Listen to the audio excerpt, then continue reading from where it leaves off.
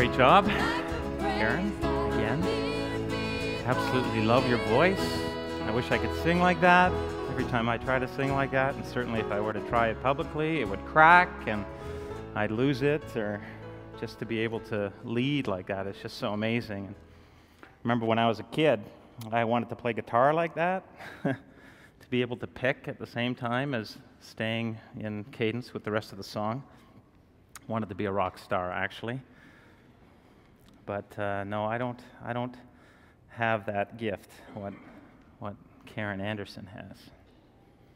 Anyway, today we are talking about envy. And what I just did there was not envy. What I just did there is called coveting, wanting what somebody else wants, and that's it. That's coveting. So somebody this week, when they read the definition of envy and saw how ugly it really was, went, "Oh, I don't really envy much. I'm more of a coveter. I covet a lot in my life," she said with a smile. And I said, well, I think there's something else in one of the 10 Commandments about that sin, but it's not the sin we're going to talk about today. Today, the topic is envy, which, incidentally, is not jealousy either. I read an article on MSN, just popped up on my homepage this week, and it was all about envy, and I went and read it, and it wasn't about envy, it was about jealousy. Jealousy is when you feel that something that is yours, that you love, is either giving love to somebody else or being loved by someone else. So something that's rightfully yours, that's where jealousy sort of works inside of you. Envy is not that. Envy is different than that. It's uglier than that, and much, much meaner than that, darker. The Oxford English Dictionary defines envy as the feeling of mortification and ill will occasioned by the contemplation of superior advantages possessed by another. Dr. Neil Plantinga adds to that definition and says, envy is the sadness or displeasure at the good of another. See where it gets kind of ugly. Especially the greater good, plus the desire to despoil her of the good, and incidentally have it for oneself.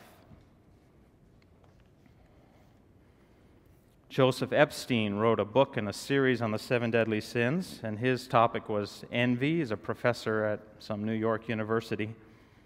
And he, early in the intro, just wrote, he says, I know envy. I'm in academia.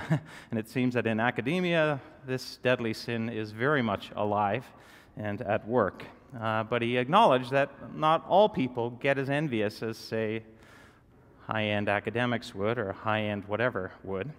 So he then goes on to describe envy for us, for you, less envious souls, in just a couple of paragraphs.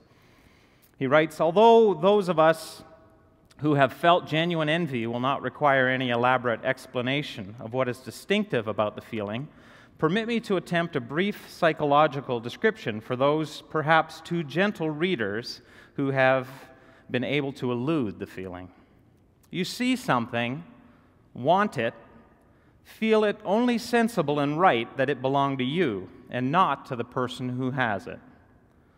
Once the injustice of the other person having it is established, this usually doesn't take too long, his unworthiness must be emphasized, at least in your own mind. Your greater worthiness goes quite without saying. His loathsomeness doesn't. It may be said over and over to yourself.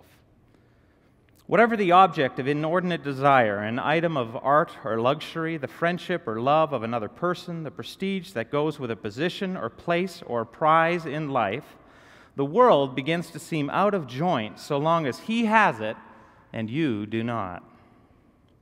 The quality of your feeling in connection with it becomes obsessional. You find yourself thinking about it more than you know you ought, find it difficult to think of other things. An obsession, after all, is something that one returns to again and again and can't really leave alone. Balance and perspective on the object of one's envy are soon enough lost. And if you're clever and retain some self-control, you will know not to speak about anything to do with the subject. If you're less clever and out of control, you'll speak too often about it, thus tipping your mitt about your somewhat deranged feeling. But either way, roiling within or exposed without, envy doesn't tend to remind you of the dignity of humankind, let alone of your own dignity. If envy leads you to any fresh self-knowledge, your opinion of yourself is likely to suffer because of it. That's how envy works. This is how envy works.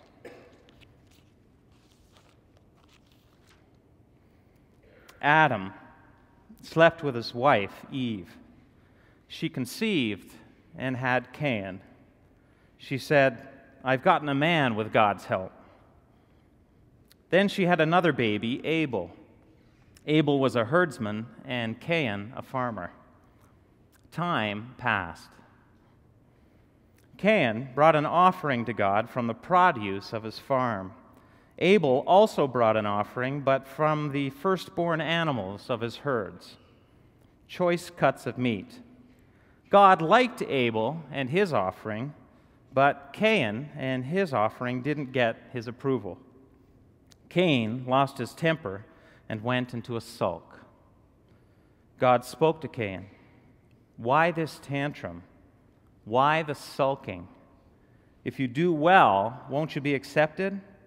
And if you don't do well, sin is lying in wait for you, ready to pounce.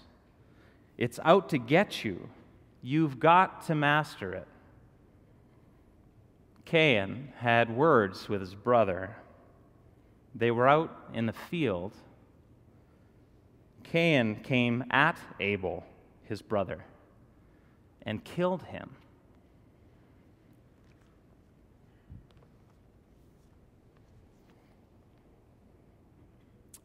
A secondborn bypassing a firstborn is a recipe for envy. Epstein and others, when they write about envy, say you don't compare yourself or feel the envy toward Bill Gates or Barack Obama, you know? They're in the stratosphere. But when your sibling, your younger sibling, your classmate, passes you, and when a sibling is shown unmerited favor by the greatest favor granter, an unfair grace, an undue attention and honor, envy takes over. And they say that envy is a perversion of a desire for justice, for fairness. And you can hear fairness echoes in people that are very envious. Why does she have it and not I? Didn't Cain deserve some credit for his offering to God? And don't you deserve some credit? Because you were there first.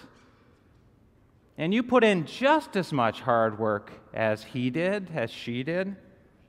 And your life has no less value or no less potential than that person does. You work just as hard, and you are just as deserving as they. Envy, William Hazlitt writes, among other ingredients, has a love of justice in it. We are more angry at undeserved than at deserved good fortune. So it's not even that they have it, it's that they don't really even deserve it, because you deserve it. Which made me wonder then if your grace, God, would not be the most enviable thing imaginable.